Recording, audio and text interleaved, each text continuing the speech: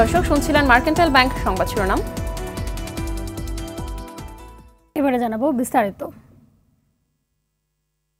সন্ধ্যায় জাতির উদ্দেশ্যে ভাষণ দেবেন অন্তর্বর্তী সরকারের প্রধান উপদেষ্টা ডক্টর মোহাম্মদ ইউনূস। সরকার গঠনের পর এটি জাতির উদ্দেশ্যে তার দ্বিতীয় ভাষণ। প্রধান উপদেষ্টা সহ মোট ২১ জন উপদেষ্টা নিয়ে কার্যক্রম পরিচালনা করছে সরকার। শপথ গ্রহণের পর গত ৮ সেপ্টেম্বর বর্তমান সরকারের মেয়াদ ১ মাস পূর্ণ হয়। সমসাময়িক বিষয় নিয়ে জাতির উদ্দেশ্যে ভাষণ দেবেন তিনি।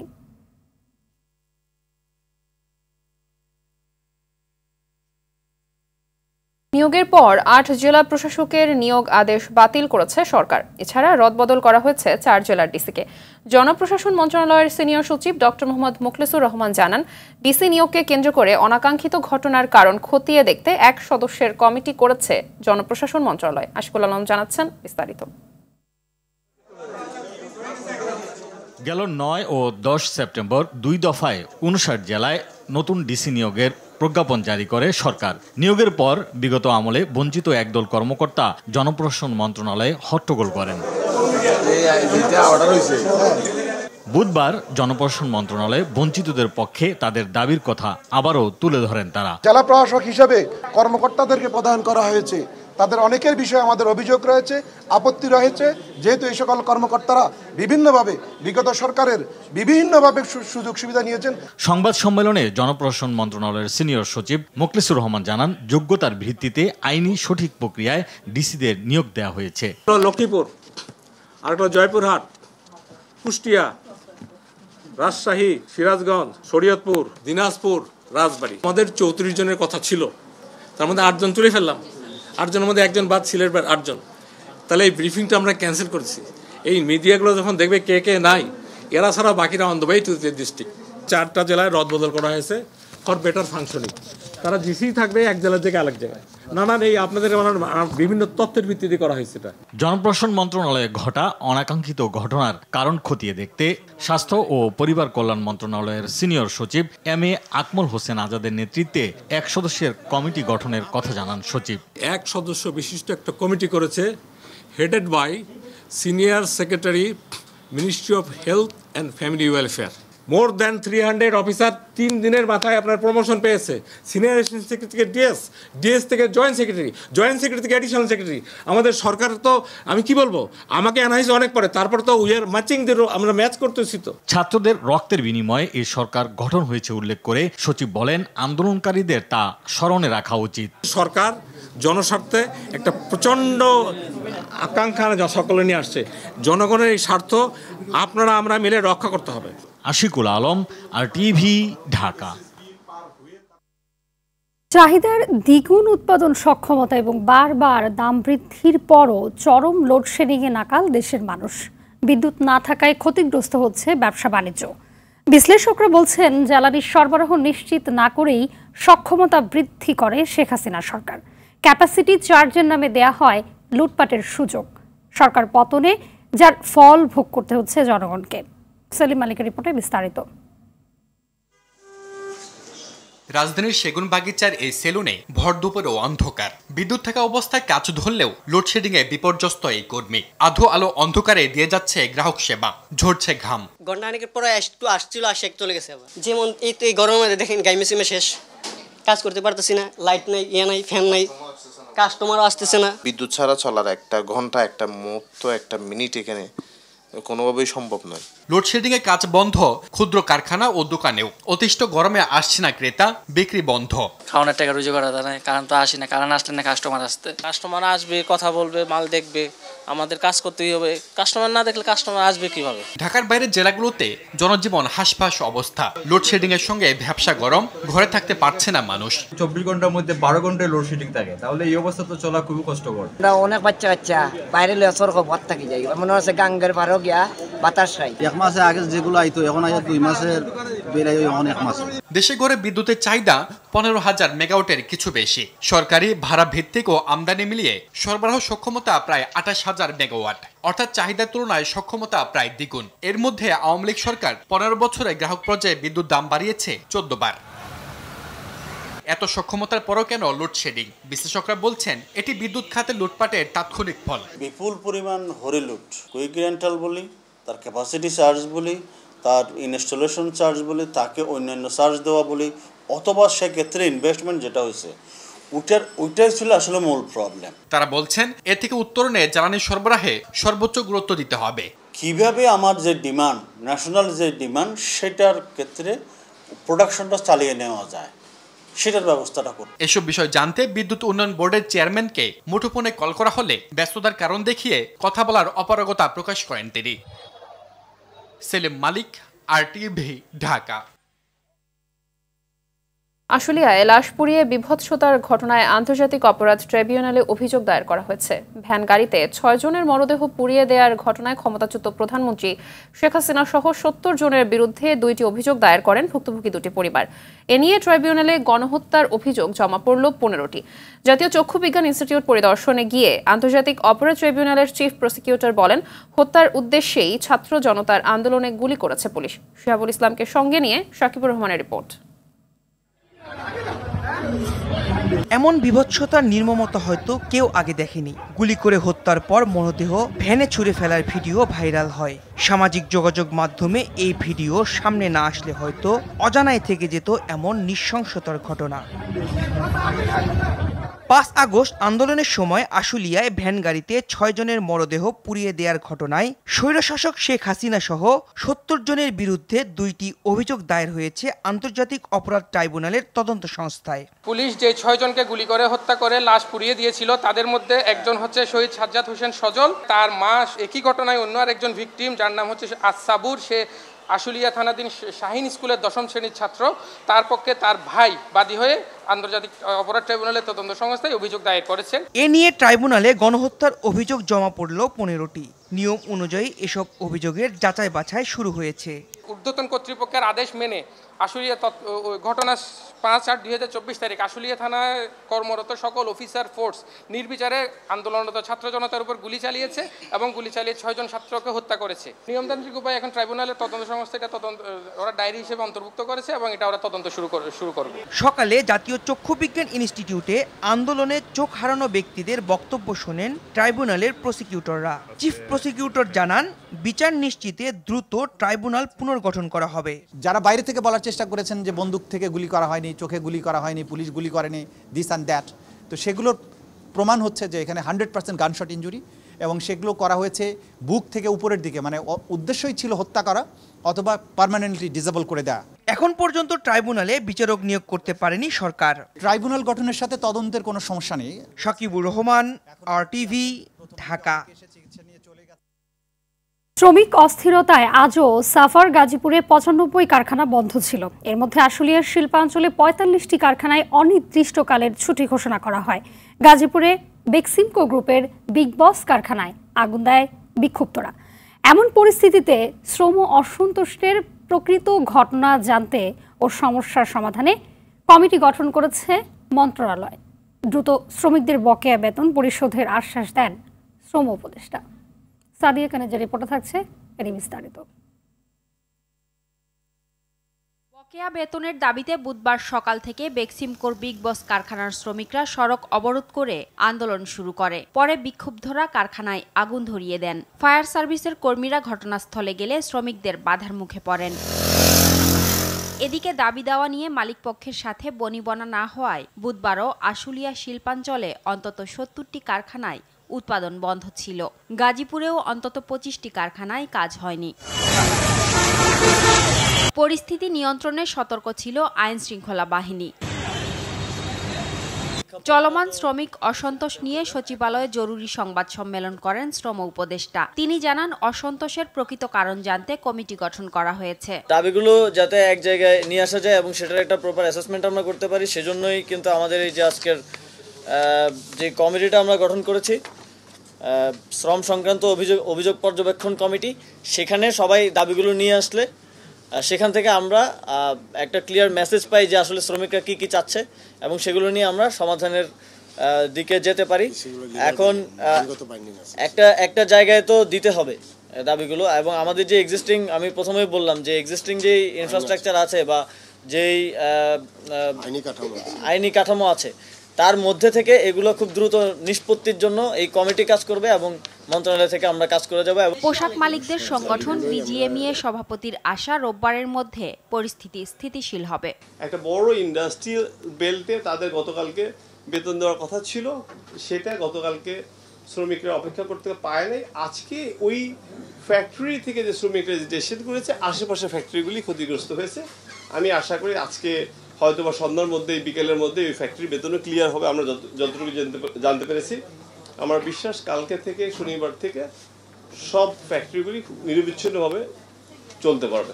সংবাদ সম্মেলনে জানানো হয় শ্রমিকদের বিভিন্ন দাবি দাওয়া মেনে নেয়ার বিষয়ে সিদ্ধান্ত নিয়েছে সরকার। সাদিয়া কানিজ, RTV, ঢাকা। গ্রেপ্তারের পর সাবেক প্রধানমন্ত্রী শেখ হাসিনার প্রভাবশালী উপদেষ্টা তৌফিক-ই-ইলাহী চৌধুরীর 4 দিনের রিমান্ড দিয়েছে আদালত।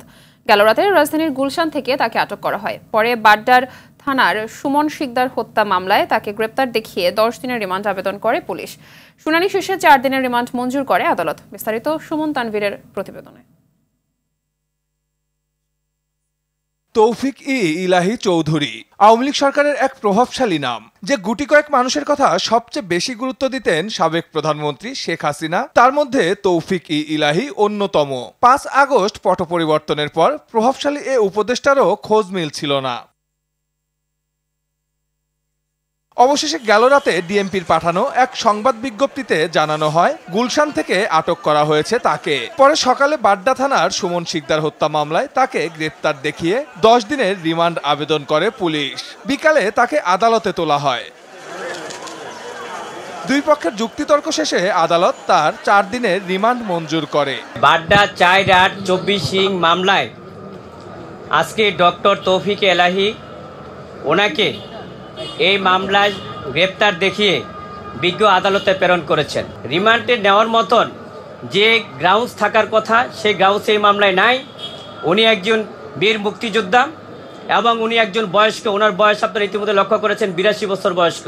আসামিপক্ষের আইনজীবী রিমান্ড বাতিল পূর্বক জামিনে প্রার্থনা করেন। বিজ্ঞ আদালত উভয়ের বক্তব্য শুনে এই আসামির বিরুদ্ধে 4 দিনের রিমান্ড মঞ্জুর করেন। বাড্ডা থানার মামলা ছাড়াও তৌফিক-ই-ইলাহীর বিরুদ্ধে রাজধানীতে আরও বেশ কয়েকটি মামলা রয়েছে। সুমন তানভীর, RTV, ঢাকা। বৈষম্য বিরোধী আন্দোলনকালে ছাত্র জনতার উপর হামলার অভিযোগে আওয়ামী লীগ দলীয় সাবেক এমপি ক্রিকেটার মাশরাফি বিন মর্তজা ও তার বাবা গোলাম মর্তজা সহ 90 জনের বিরুদ্ধে মামলা হয়েছে। মঙ্গলবার রাতে নড়াইল সদর থানায় মামলাটি দায়ের করেন সদর উপজেলা বিএনপির সদস্য সচিব শেখ মোস্তফা আল মুজাহিদুর রহমান পলাশ। মামলায় 1 নম্বর আসামি করা হয় মাশরাফি বিন মর্তজাকে। কুমিল্লায় বাসে পেট্রোল বোমায় 8 যাত্রী হত্যার ঘটনায় সাবেক রেলমন্ত্রী মুজিবুল হক, পুলিশের সাবেক আইজি AKM শহীদুল হক, সাবেক আইজি বেনজির আহমেদ, 14 গ্রামের মেয়র মিজানুর রহমান সহ 130 নেতাকর্মীর নামে হত্যা মামলা হয়েছে।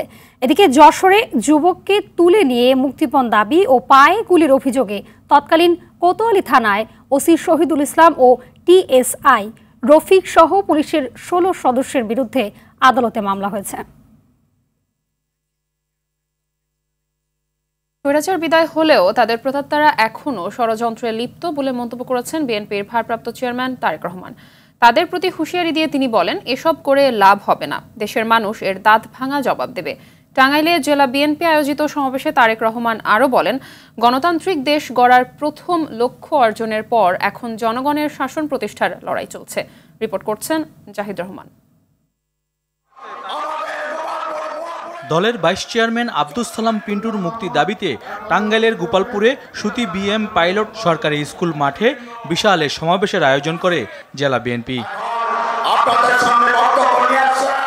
এতে 8000 মাইল দূর থেকে প্রধান অতিথি হিসেবে ভার্চুয়ালি যোগ দেন দলের ভারপ্রাপ্ত চেয়ারম্যান তারেক রহমান। টাঙ্গাইল জেলার বিভিন্ন পণ্যের সম্ভাবনার কথা তুলে ধরে দেশ নিয়ে নিজের স্বপ্নের কথা জানান তিনি। পরিকল্পনা গ্রহণের মাধ্যমে উদ্যোগ গ্রহণ করা, কারণ লক্ষ্য একটি। আমরা 17 বছর আন্দোলনের মাধ্যমে আমাদের গণতান্ত্রিক যে অধিকার সেটির একটি অংশ অর্জন করতে সক্ষম হয়েছি স্বৈরাচারকে বিদায় করার মাধ্যমে। পরবর্তী অংশ কি? পরবর্তী অংশ হচ্ছে জনগণের শাসন প্রতিষ্ঠা করা একটি নিরপেক্ষ নির্বাচনের মাধ্যমে। জনগণ ঐক্যবদ্ধ থাকলে শুধু রাজনৈতিক নয়, দেশের অর্থনৈতিক মুক্তি অর্জন সম্ভব বলেও জানান তারেক রহমান। স্বৈরাচার বিদায় হয়েছে, স্বৈরাচারের প্রেতাত্মারা কিন্তু এখনো ঘোরাফেরা করছে। কাজেই তারা বিভিন্ন রকম বিভ্রান্তি ছড়ানোর চেষ্টা করছে, বিভিন্ন রকম অনৈতিক কাজের সাথে সম্পৃক্ত হয়েছে এই দলের নাম ব্যবহার করে। পরিষ্কারভাবে আমি জানিয়ে দিতে চাই, এই ষড়যন্ত্র করে কোনো লাভ হবে না। বাংলাদেশের গণতান্ত্রিক আমি মানুষ এবং শহীদ জিয়া, খালেদা জিয়ার প্রকৃত সৈনিক যারা, তারা এই ব্যাপারে প্রতিবাদ প্রতিরোধ গড়ে তুলবে, দাঁত ভাঙা জবাব তারা দিবে। প্রত্যাশিত বাংলাদেশ গড়তে দলীয় নেতাকর্মীদের প্রতি আহ্বানও জানান বিএনপির ভারপ্রাপ্ত চেয়ারম্যান তারেক রহমান। আমাদের সেই প্রত্যাশিত বাংলাদেশ গড়ার প্রতিজ্ঞা করে। জাহিদ রহমান, RTV, ঢাকা। বিএনপি মহাসচিব মির্জা ফখরুল ইসলাম আলমগীরের সাথে সাক্ষাৎ করেছেন বাংলাদেশে নিযুক্ত অস্ট্রেলিয়ার রাষ্ট্রদূত নাদিয়া সিম্পন্স। দুপুরে রাজধানীর গুলশানে দলীয় চেয়ারপারসনের কার্যালয়ে বিএনপির পক্ষে উপস্থিত ছিলেন বিএনপির স্থায়ী কমিটি ও আন্তর্জাতিক কমিটির সদস্য আমির খসরু মাহমুদ চৌধুরী এবং শামা ওবায়েদ। আর রাষ্ট্রদূতের সাথে ছিলেন deputy head of mission Clinton পোপকে ও প্রথম সচিব লারা অ্যাডামস।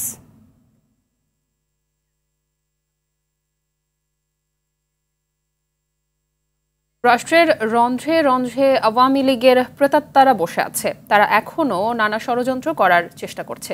তাদেরকে খুঁজে বের করার দাবি জানিয়েছেন জামায়াতের সেক্রেটারি অধ্যাপক মিয়া গোলাম পরোয়ার।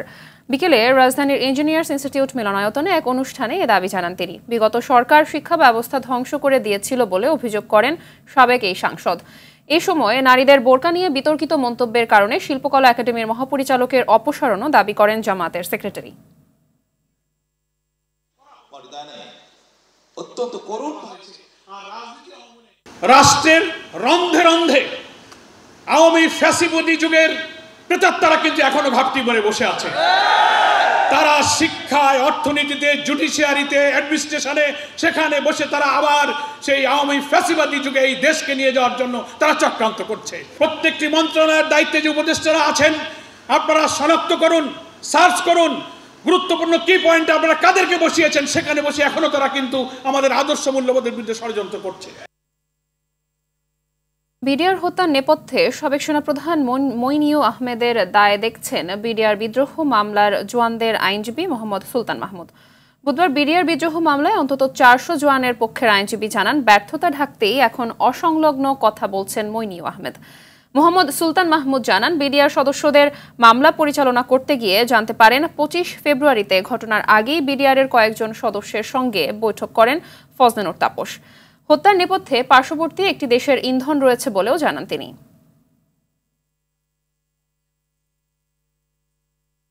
প্রাণঘাতী ডেঙ্গুর চোখ রাঙানিতে আতঙ্ক বাড়ছে নগরবাসীর মধ্যে। ডেঙ্গুর প্রকোপ বাড়ার সঙ্গে পাল্লা দিয়ে হাসপাতালে বাড়ছে রোগী। চলতি মাসে ডেঙ্গুর তাণ্ডব বাড়বে বলে মনে করছে বিশেষজ্ঞরা। তবে ডেঙ্গু মোকাবেলায় পর্যাপ্ত প্রস্তুতি থাকার কথা কর্তৃপক্ষের। মাইদুর রহমান রুবেল জানাচ্ছেন বিস্তারিত। ছোট্ট হাতে স্যালাইন সঞ্চালনের ক্যানুলা, ডেঙ্গুর সাথে লড়াই করে 3 দিন চুপচাপ থাকার পর 1 বছরের বয়সী আরাফাত ফিরেছে তার স্বভাবসুলভ আচরণে, আর এতেই খুশি তার মা। এমন আরও অনেকে ভর্তি ডিএনসিসি ডেডিকেটেড হাসপাতালে। খেলনা পড়ে থাকলেও খেলার মানুষটি শান্ত হয়ে শুয়ে আছে বিছানায়। ডেঙ্গুতে এবছর এখন পর্যন্ত প্রাণ গেছে 102 জনের।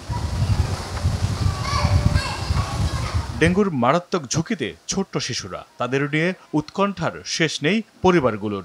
নাখালপাড়া প্রতি ঘরে ঘরে ডেঙ্গুর প্রভাব বেশি। ডেঙ্গুর এরকম অবস্থা যে ওষুধ, আগে যে ওষুধ দিত এখন ওষুধটাও দিচ্ছে না। আমার ছেলে 2 বছর, তো এর ভিতরে ডেঙ্গু ধরা পড়ছে, আমরা অনেক ভয় পেয়ে গেছিলাম।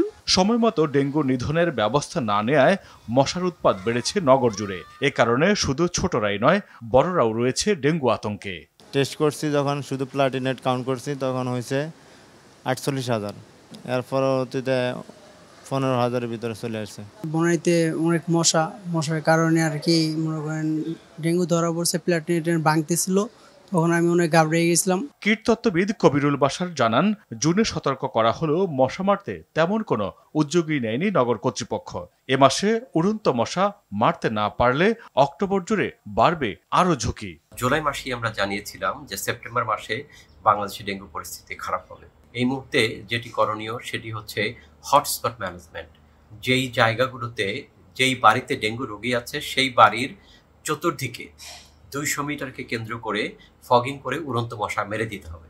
ইনফেক্টেড মশা যদি ডেঙ্গু রোগীর বাড়ির আশেপাশে থাকে তখন ওই ইনফেক্টেড মশাটি তখন পাশের বাড়ি বা ওই বাড়িরই অন্য মানুষকে আবার আক্রান্ত করবে। ডেঙ্গুর জন্য ডেডিকেটেড ডিএনসিসি হাসপাতাল কর্তৃপক্ষ মনে করেন ডেঙ্গু মোকাবেলায় যথেষ্ট প্রস্তুতি রয়েছে তাদের। আমাদের প্রস্তুতি যথেষ্ট আছে। আমাদের হাসপাতালে তো বেড সংখ্যা 500-র উপরে এবং আইসিইউ আছে। আর এখানে আমাদের ঔষধ, স্যালাইন এবং অন্যান্য প্যাথোলজিক্যাল রিয়েজেন্ট সবই মজুদ আছে। চলতি বছর হাসপাতালে চিকিৎসা নিয়েছে 16,819 জন। আগস্টে 6,500 রোগী শনাক্ত হলেও চলতি মাসের 10 দিনেই রোগী পৌঁছেছে 4,000-এর ঘরে। মাইদুর রহমান রুবেল, RTV, ঢাকা। নড়াইলের সড়ক দুর্ঘটনায় 3 যুবক নিহত হয়েছে। গেল রাতে লোহাগড়া উপজেলার মাইট কুমড়া এলাকায় নড়াইল ঢাকা মহাসড়ক পার হওয়ার সময় মুরগিবাহী একটি ট্রাক 4 জনকে চাপা দেয়। ঘটনাস্থলে 3 জন নিহত হয়। এ সময় গুরুতর আহত হন আরও একজন। নিহতরা হলেন রাসেল মোল্লা, শামীম শেখ ও জিয়া বিশ্বাস। তারা উপজেলার মাইট কুমড়া এলাকার বাসিন্দা।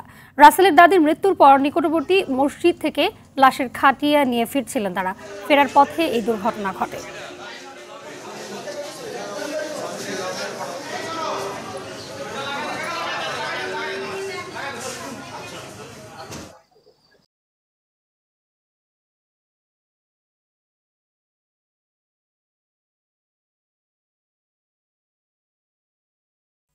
জানাবো ন্যাশনাল লাইফ ইন্স্যুরেন্স আন্তর্জাতিক সংবাদ। সহিংসতার আগুনে পুড়ছে ভারতের মণিপুর রাজ্য। সংঘাতের জেরে 3 জেলায় শান্তি রক্ষায় কারফিউ জারি করা হয়েছে। উত্তর পূর্বাঞ্চলীয় এই রাজ্যে লাগাতার লুটপাট, অশান্তির খবর পাওয়া যাচ্ছে। গেল সপ্তাহ থেকে রাজ্যটিতে নতুন করে সহিংসতায় এখন পর্যন্ত মারা গেছে অন্তত 11 জন। আন্দোলন থামাতে বন্ধ করে দেওয়া হয়েছে ইন্টারনেট পরিষেবাও। রাজ্যের নিরাপত্তা নিশ্চিত করতে আরও 2000 কেন্দ্রীয় নিরাপত্তা বাহিনীর সদস্য মোতায়েন করেছে কেন্দ্রীয় সরকার। বিস্তারিত শাহাদাত শাওনের রিপোর্টে। সহিংস সংঘর্ষের জেরে উত্তপ্ত হয়ে উঠেছে মণিপুরের পরিস্থিতি। বুধবার সকাল থেকে নতুন করে কোনো সংঘর্ষের খবর পাওয়া যায়নি, তবে উত্তেজনা রয়েছে রাজধানী ইম্ফলে। মঙ্গলবার থেকে ইম্ফল পূর্ব ও পশ্চিম জেলায় কারফিউ জারি করা হয়েছে। 5 জেলায় বন্ধ করে দেওয়া হয়েছে ইন্টারনেট পরিষেবা। রাজ্যের নিরাপত্তা নিশ্চিত করতে 2000 নিরাপত্তা বাহিনীর সদস্য মোতায়েন করেছে কেন্দ্রীয় সরকার। এমন পরিস্থিতিতে রাজ্যে লাগাতার লুটপাট, অশান্তির খবর পাওয়া যাচ্ছে। সামনে আসছে একের পর এক মৃত্যুর খবর। গেল সপ্তাহ থেকে রাজ্যটিতে নতুন করে সহিংসতায় এখন পর্যন্ত 11 জন নিহত হয়েছে। গেল বছরে মে মাস থেকে এ পর্যন্ত মণিপুরে মৈথেই ও কুকিদের মধ্যকার সংঘর্ষে 2 শতাধিক মানুষ নিহত হয়েছে। এ সময় বাস্তুচ্যুত হয়েছে হাজার হাজার মানুষ। শাহাদাত শাওন, RTV। প্রেসিডেন্ট নির্বাচনকে সামনে রেখে প্রথমবার টেলিভিশন বিতর্কের মুখোমুখি হয়েছেন ডোনাল্ড ট্রাম্প ও কমলা হ্যারিস। এবিসি নিউজের আয়োজিত এই বিতর্কে কমলা হ্যারিসকে যুক্তরাষ্ট্রের ইতিহাসে সবচেয়ে খারাপ ভাইস প্রেসিডেন্ট হিসেবে অভিহিত করেছেন ট্রাম্প।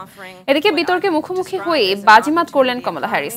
একের পর এক যুক্তির বানে ট্রাম্পের প্রায় প্রতিটি কথার তথ্য নির্ভর জবাব দেন হ্যারিস।